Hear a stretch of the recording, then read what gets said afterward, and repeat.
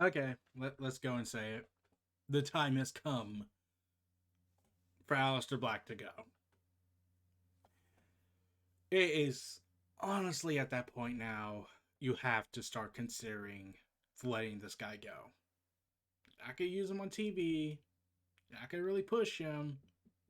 I don't think we'll see him in the Royal Rumble, and if he is, he'll probably just be eliminated very quickly out of spite. But yeah, it's time. It's time WWE frees Aleister Black. It's time we speak about freeing Aleister Black from the WWE shackles. Aleister Black has been drafted to the SmackDown brand back in October. He has not appeared since he got drafted. His last match was on Raw, losing to Kevin Owens. After his heel run he'd done, which ultimately amounted to nothing, he had fought Seth Rollins for a little bit, got injured, came back 2 months later, got into a feud with Kevin Owens, and nothing really amounted to that. It ended in DQs most of the time, and they never got a pay per view blow off match. So, yeah. Aleister Black is a freaking phenomenal talent. You hear the crowd, the roar of the crowd, scream his name every single second you saw him on television in NXT. You love Tommy End in the Independents. He's competed a lot around the world. Tommy End or Aleister Black, it didn't matter. He was the great talent that we could all like. He was badass. He was edge. He had an edge to him. He was very different from most dark characters, and luckily was not born with supernatural powers. And then you had his final night in NXT. That for the first time ever, the crowd stood up, knowing that this was his last night. This was the end of Aleister Black's run in NXT. They went out and sang his theme song along with him when he came out. That was how special Aleister Black was to fans. That was how special of a connection he had grown. And when you saw the picture of Papa H, as some people like to call him, Triple H, hugging Ricochet and Aleister Black, heading into the end of his run, it was like a chapter just ended. Like his last match in NXT was a tag team match against the War Raiders, who became the Viking Experience, who became the Viking Raiders because, I don't know, war is offensive to Vince, even though he has like several people that go with more violent names. But yeah, and then after that, he went to have his run in WWE's main roster show, the mainstream brand, where he would enter. Basically, he would be the secondary guy in the feuds. He would be the, oh, he's one of the troops there, man. He's gonna be in those feuds, but he's not gonna be the main character. He's just gonna go in there, be assisting them, but not really have his own story.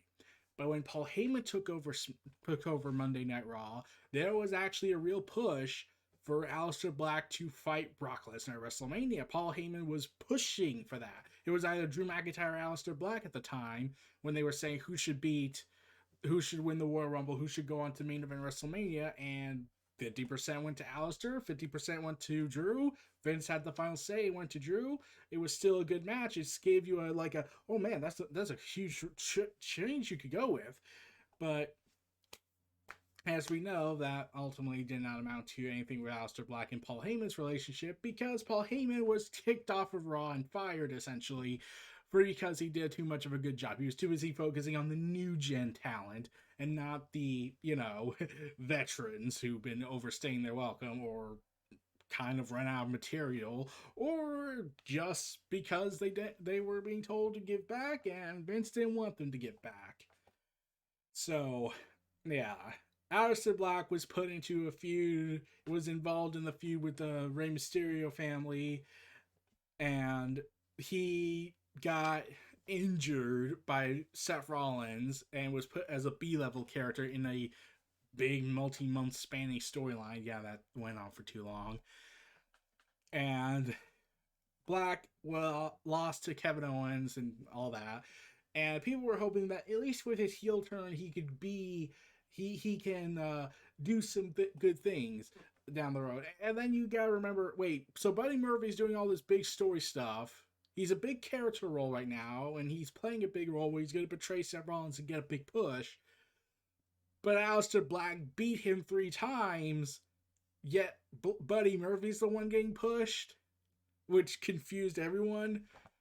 But yeah, it was just annoying for everyone involved.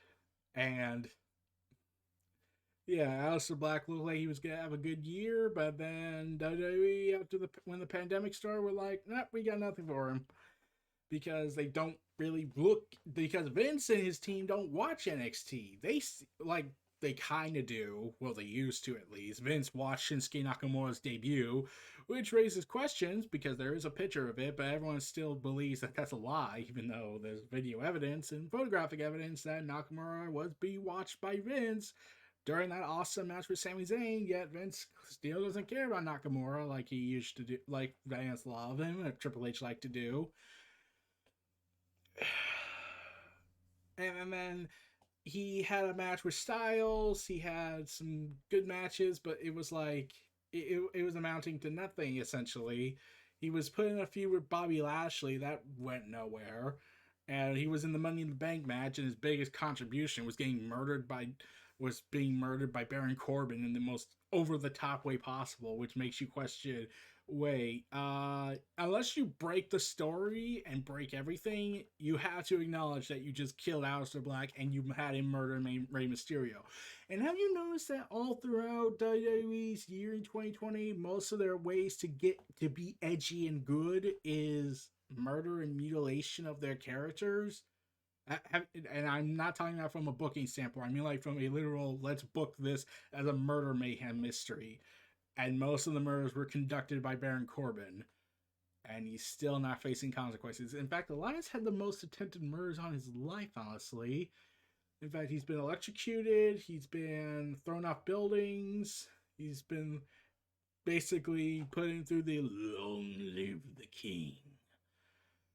And yet Elias is doing stuff, even though everyone's kind of giving up on him because Vince gave up on him on his face run, even though it could have been so much more. But, yeah. We're stuck in this position now where we're like, Aleister Black's not going to be on TV, and now it's been reported since October that, oh, Vince has nothing for him. We don't even talk about him in meetings anymore, and how he's just put to the side, and how he requested to go back to NXT, which is why I'm using this picture of Cuppy Wrestling wallpapers when Aleister Black had won the NXT title all those years ago to remind us of the golden days. So, yeah, he made a request, he was denied it, so he's stuck in catering or listening to heavy metal or whatever. But yeah, and he was given a new theme song, which is a question in of itself. But it just got worse as time went on because then his wife got fired.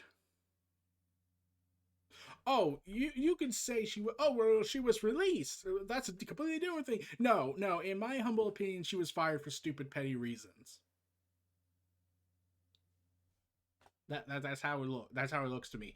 She went ahead, has a Twitch channel, does OnlyFans, and that's her choice and everything. I don't care about OnlyFans.